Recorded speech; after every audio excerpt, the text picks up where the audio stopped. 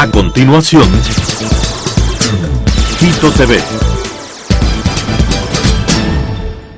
Quito TV, con el arquitecto David López, en Telesucesos, Canal 29.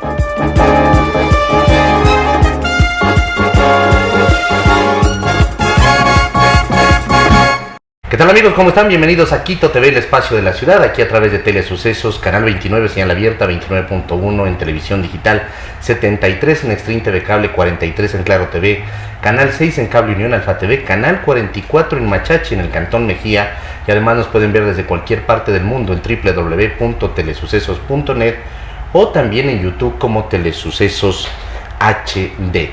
Tenemos el día de hoy la presencia de Javier Herbas, él es ingeniero de producción agroindustrial. ¿No? Producción agroindustrial, ex candidato a la presidencia de la República, y vamos a hablar de varios temas relacionados con lo que viene haciendo, y también vamos a topar en la parte final un poco el tema político que es coyuntural en los últimos días. Javier, ¿cómo está? Bienvenido, ¿cómo ha pasado? Muy buenas noches, David, un atento saludo para ti y para toda la audiencia. Gracias, muy gentil. Comencemos hablando un poco, ¿quién es Javier Herbas? Javier Herbas apareció en la papeleta, en la campaña de elecciones presidenciales del 2021, y mucha gente dijo, a este personaje, a este señor, a este ingeniero, no lo conozco dentro de lo que es la trayectoria, digamos, política, ¿no? Pero usted siempre ha estado relacionado sobre todo con el tema de emprendimientos, con el tema del agro, de la visita a los jóvenes, es decir, haciendo un activismo no seguramente dentro de un partido político, pero sí dentro de una ideología y de una forma de pensamiento. Javier, bienvenido nuevamente. Muchas gracias, David. Soy un ecuatoriano nacido en Guayaquil.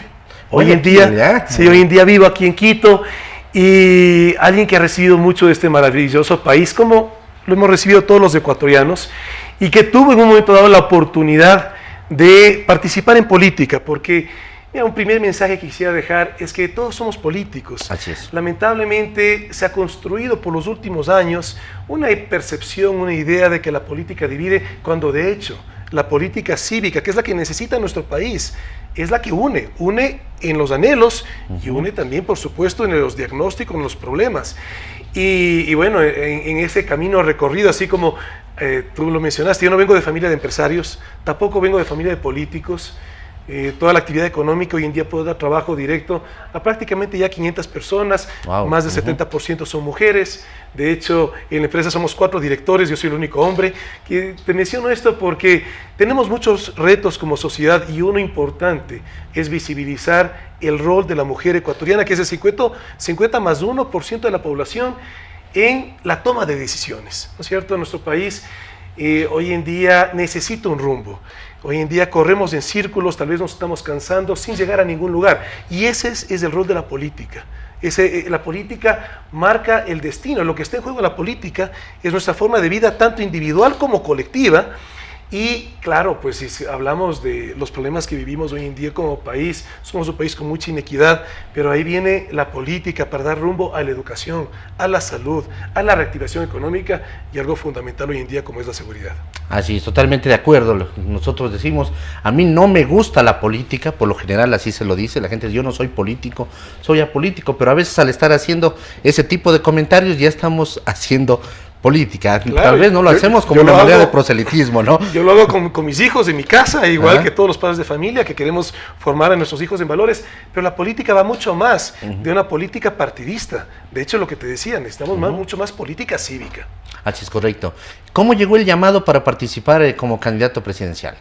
Mira, te digo con franqueza, yo sí anhelaba hacer política en el país, y como te digo, tú tienes, pienso yo, esa responsabilidad de devolver lo que tú has recibido. Este país maravilloso me ha permitido cumplir mis sueños en la parte empresarial, en la parte agrícola, en la parte industrial, pero fundamentalmente en la parte familiar. Aquí está mi familia y aquí anhelo que crezcan a futuro mis nietos, hoy en día, por supuesto, mis hijos. Y bueno, tal vez todo esto inicio en la universidad. Yo por el trabajo de mi padre, tuve que vivir en muchos países, y en ese periodo de la universidad a mi padre le trasladan a Colombia. Yo hice mi universidad en Bogotá, yo soy ingeniero de producción agroindustrial. ¿Tu papá, perdón, es parte del cuerpo diplomático? De carrera, correcto. De carrera, correcto. Entonces, cada 4 años vivíamos en un país diferente. Yo, de hecho, el kinder, primero, segundo y tercer grado lo hice en Polonia, en Varsovia, después regresamos acá al Ecuador y estudié dos años acá, salimos a vivir a Perú 4 años, a Lima, después a Nueva York, a mi padre le mandan a Naciones Unidas, y regresamos acá 2 años, yo aquí me gradúo, hago 5º y 6º curso en el Colegio Intisana, y de ahí a mi padre, aquí en Quito, a mi padre le trasladan a Colombia, y así es como llego a la universidad. Te da este contexto porque, mira, para mí fue un despertar, un abrir los ojos, y yo en ese momento en la universidad, te digo francamente, era una persona muy tímida, porque estaba muy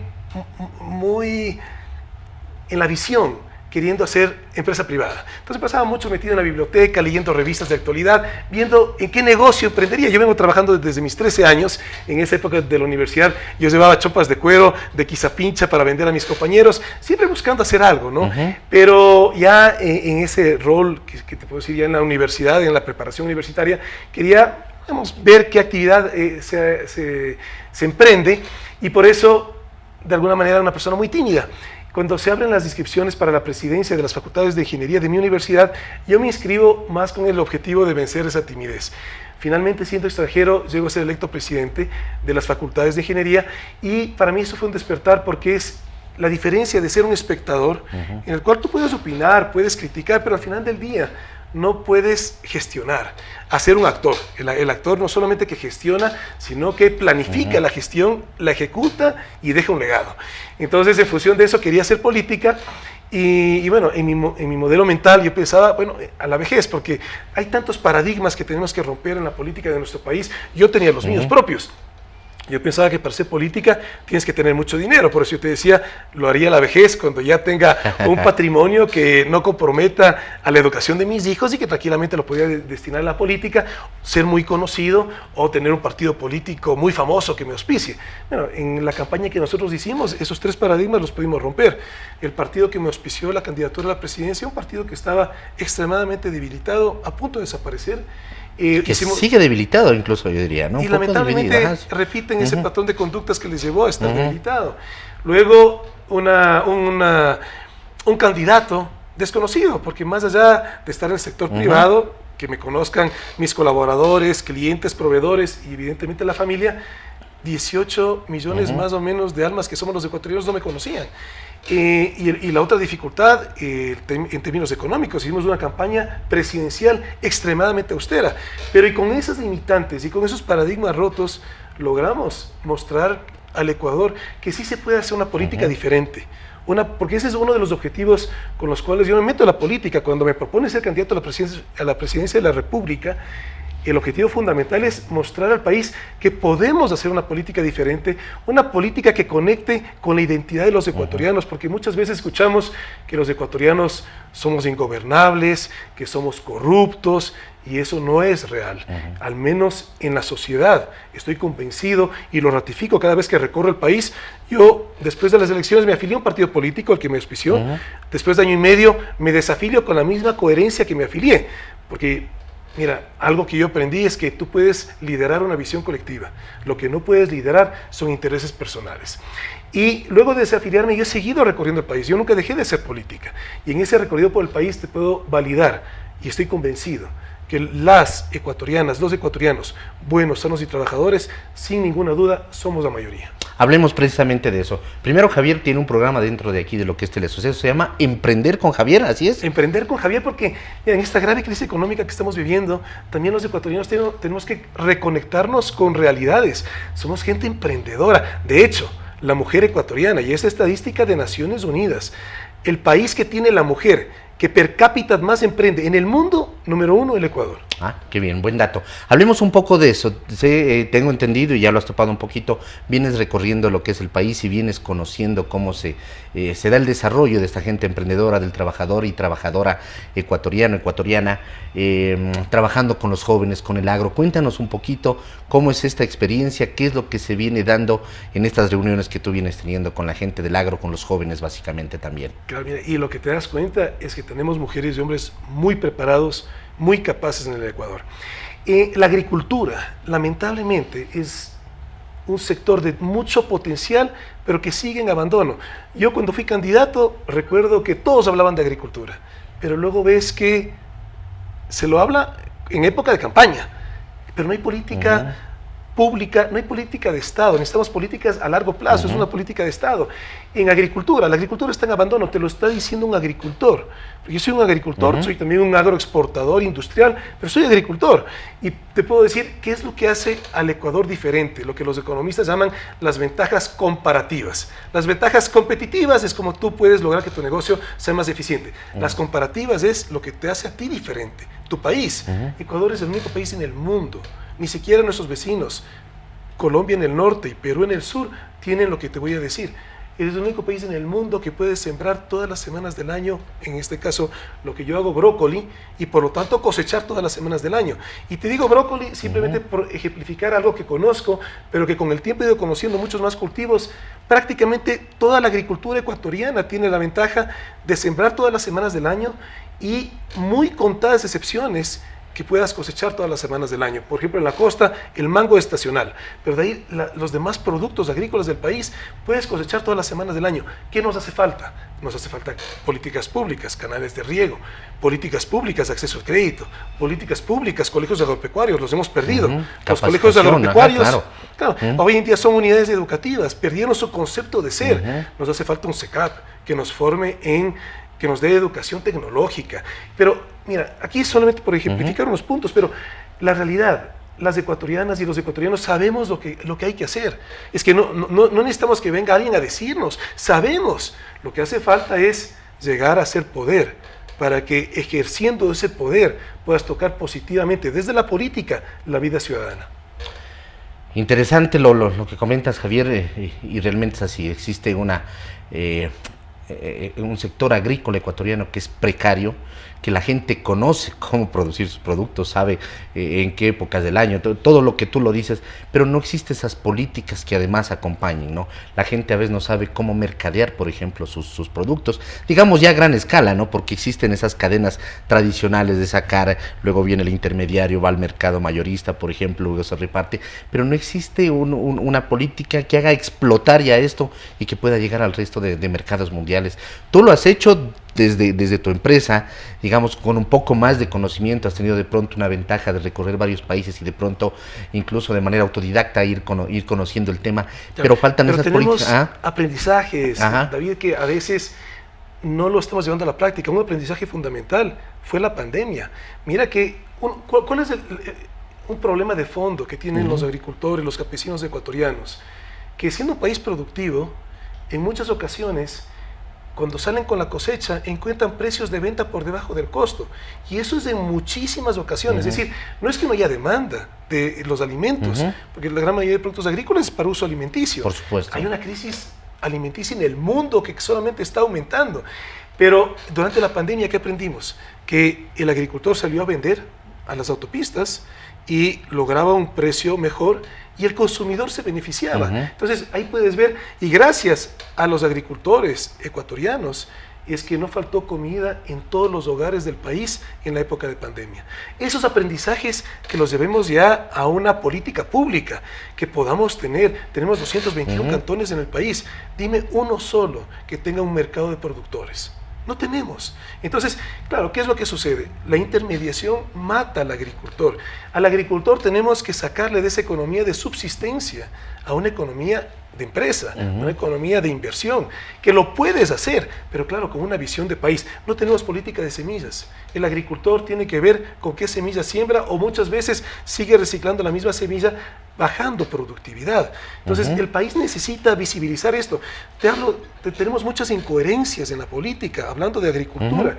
Mira, el país, por nuestra constitución, y en esto te puedo decir que sí estoy de acuerdo, pero prohíbe la siembra de cultivos, o sea, de semilla transgénica. Y te digo que estoy de acuerdo porque hasta el día de hoy, en términos de salud pública, no podemos decir que eso no afecta a la salud de la ciudadanía. Muchos países lo permiten, pero mira la incoherencia. Al agricultor ecuatoriano no le permite sembrar cultivos transgénicos, pero anda a un supermercado a ver cantidad de productos importados, cereales, todo es producto transgénico, con maíz transgénico, con soya transgénica. Peor todavía, el gobierno, y esto no es de ahora, pero es de muchos gobiernos, dan permisos para importar, recién sacaron un permiso para importar 100.000 toneladas de maíz, bajando el precio del maíz del productor ecuatoriano y trayendo maíz transgénico. Entonces, esas incoherencias matan a la agricultura y tenemos que cuidarla. Otra frase que estoy convencido: si al agricultor le va bien, al Ecuador le va bien, de tal manera que cuidemos la agricultura del país. Así es, siempre se habla de la agricultura y la ganadería, pero se acuerda solamente en el tema de la campaña y hasta ahí. Otro tema llegamos, importante ¿no? y relacionado con la agricultura, que es muy grave en el país, la desnutrición infantil crónica. Y esto duele porque somos un país productivo. Hablaste del sector lechero. Mira, tenemos tanta leche para nutrir a nuestra madre gestante, porque la desnutrición infantil crónica inicia desde la gestación, pero también a nuestros niños, van a las escuelas. Hay cosas buenas que debemos recuperar del pasado. El desayuno escolar, ¿cómo es posible que hoy en día nos esté dando a todos nuestros niños, sobre todo de las poblaciones vulnerables? Que es Solo hay un discurso, ¿no? De vamos a atacar y a combatir la desnutrición infantil. Y luego nos hablan y pretenden crear narrativas tan absurdas que tienes que vender un banco del Estado, como el Banco del Pacífico, para combatir la desnutrición infantil crónica. Nos construyen narrativas falsas a los ecuatorianos, y eso también es un objetivo que tengo en la política. Eso es inversión, además, ¿no? ¿Cuánto costaría un desayuno, ¿no? Al por mayor, digamos, para dar a nuestros niños el desayuno escolar. ¿Qué tan difícil es, además? Además de toda la cadena que podemos crear de gente que está preparando esos desayunos, ¿no? Y todo el tema que viene alrededor. Y cuidando al agricultor, porque le das un precio que al agricultor le permita mantener su actividad económica. ¿Cuántos servidores públicos tenemos en el país? ¿Cuántos miembros de la fuerza pública? Y sin embargo, cuando hay la cosecha del arroz, el arrocero no tiene precios que le permitan continuar la siguiente siembra.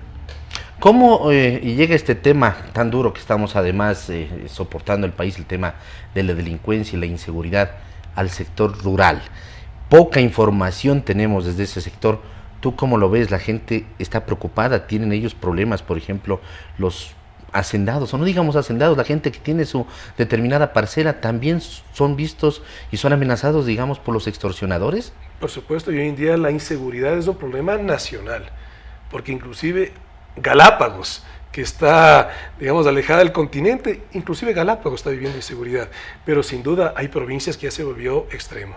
Ya lo que pasa hoy en día en Guayas, en Esmeraldas, en los ríos, es algo ya nunca visto por los ecuatorianos, porque somos gente de paz.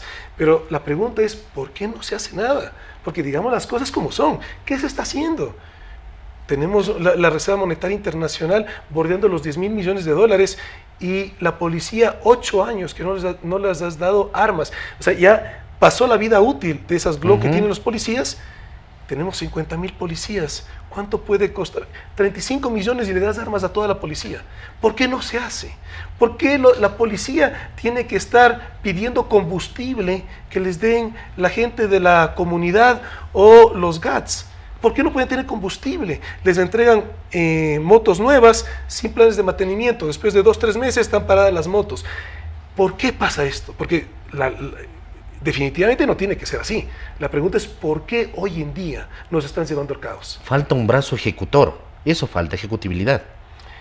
Y te diría, más allá, yo me pregunto es ¿por qué? Porque al final del día es algo tan elemental, tan básico, tan de sentido común. Por eso te decía, los ecuatorianos, las ecuatorianas, sabemos lo que hay que hacer.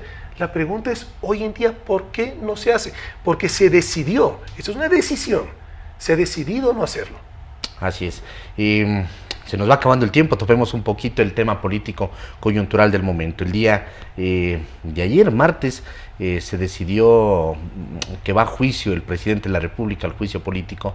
Se necesitaba una mayoría simple, es decir, de 70 asambleístas, y se lograron 88 votos. Viene un proceso ahora de juicio político al presidente, que seguramente es de acuerdo a los tiempos que no están tan establecidos. Además, dentro de todo el tema legislativo, se habla de que posiblemente la próxima semana, en cualquier día de la próxima semana, se tendrá que dar ese debate, ese proceso de juicio, porque además son interpelantes, es la defensa del presidente. Luego todos los asambleístas o los que quieran pueden intervenir durante un determinado número de tiempo, es decir, un proceso además largo. Esto de todas formas crea una inestabilidad mayor en el país. Existe un tema que seguramente desde afuera están viendo muchos empresarios y dicen, ahí mejor ni me acerco a ese país. ¿Cómo lo ves tú, Javier, todo este tema que lo venimos atravesando prácticamente ya algunos meses? Lo que preocupa es la falta de coherencia de la gran mayoría de políticos en el país. Cuando se destituyó por un juicio político a un ex vicepresidente, lo hicieron muchos que hoy en día están, de hecho, el discurso cómo ha cambiado de quien hoy en día está en funciones y de los ministros que tiene. Entonces, hoy en día sí no se lo puede hacer como juicio político. Pero mira, yo más allá de entrar en la normativa, porque al final del día es importante cuidar la normativa, es lo que dice la Constitución. O sea, ¿por qué entramos en esas discusiones si es que simplemente en la Constitución está? Y mira lo que hemos vivido los ecuatorianos. Se sacó un presidente hace varios años con, creo que duró 18 minutos, una sentencia psicológica de que estaba loco. Se sacó un presidente porque hubo un levantamiento indígena. Se sacó un presidente porque entre el levantamiento indígena y algunos partidos que se pusieron de acuerdo, te hablo de otro gobierno, el de un expresidente Lucio Gutiérrez, y ahí no hubo ninguna herramienta constitucional. Hoy en día la hay, pero entonces ahí sí vemos esa incoherencia de quienes participaron en el pasado en sacar presidentes sin ninguna normativa. Hoy en día que se está caminando en una normativa, ahí viene la queja. Más allá de eso, ahorita se está hablando que el juicio político es por un tema de peculado, ¿no es cierto? La pregunta es, ¿por qué en lugar de estar en estas broncas políticas, cuántos se ha recuperado ese contrato que ha perjudicado al Estado? Tenemos un expresidente que estuvo en la cárcel, que salió libre. Por buen comportamiento, básicamente. Y preguntémonos si no hubo una complicidad del gobierno actual para que haya salido.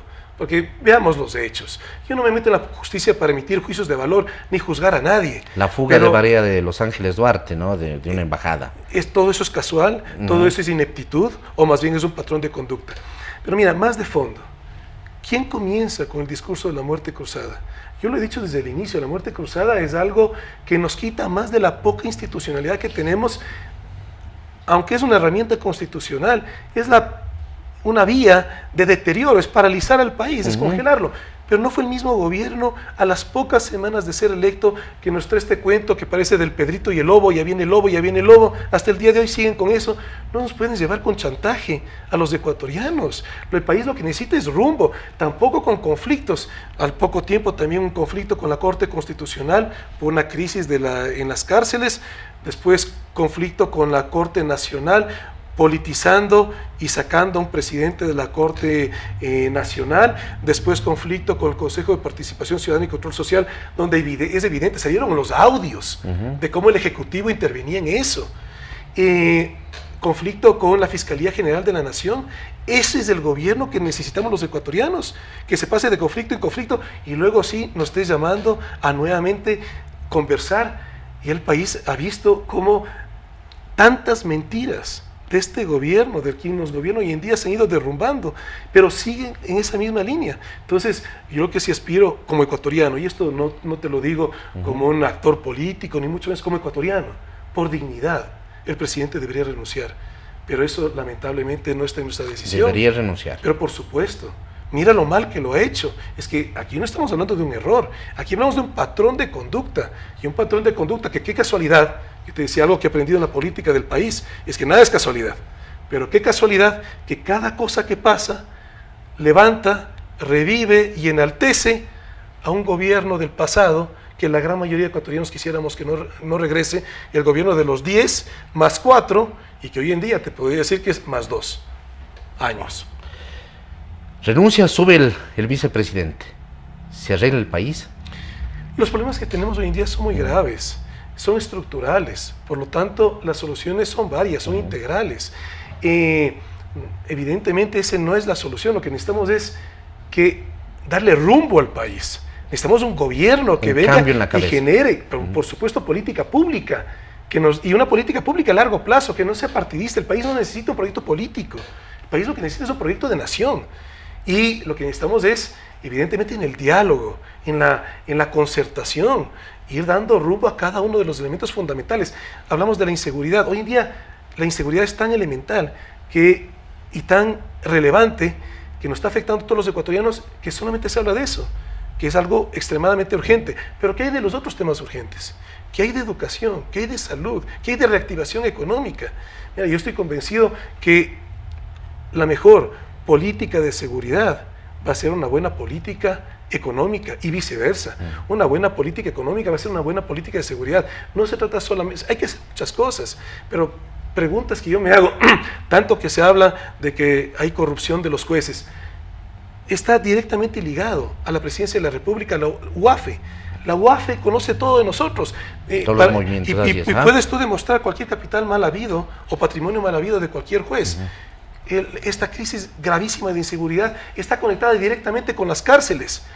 ¿Quién controla las cárceles en el país? ¿O quién debería controlar? El gobierno, ¿no? El gobierno directamente, es como si fuera un ministerio, eso en la estructura del Estado. Y sin embargo, hoy en día quien controla las cárceles son las organizaciones directivas. ¿Por qué el Estado? Eres el Estado, eres el monopolio de la fuerza y no controlas las cárceles. Entonces, todas esas preguntas me surgen porque evidentemente ya es un patrón de conducta el que hoy en día vivimos y no es casualidad. Y ese discurso de malos asesores, de ingenuidad, ya 2 años que se ha venido derrumbando en tantos hechos. De tal manera que lo que sí necesitamos es darle rumbo a nuestro país y eso viene desde la gestión. Y en democracia la gestión es el poder ejecutivo. Y también otra narrativa que nos quieren dar a los ecuatorianos es que somos ingobernables.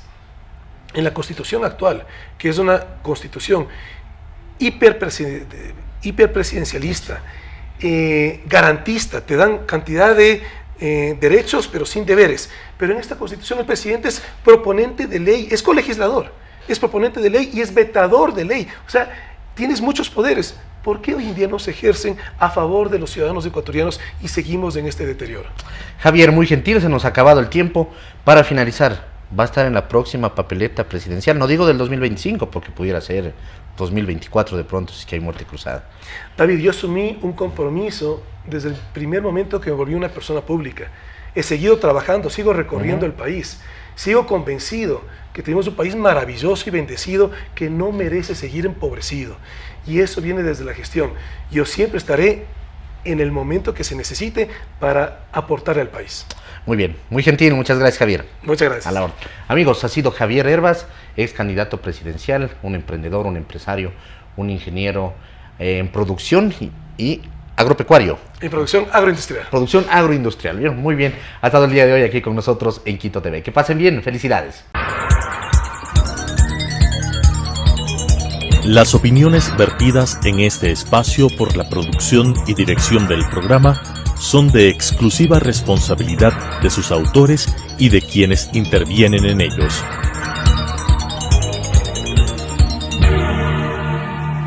Quito TV, con el arquitecto David López, en Telesucesos, Canal 29.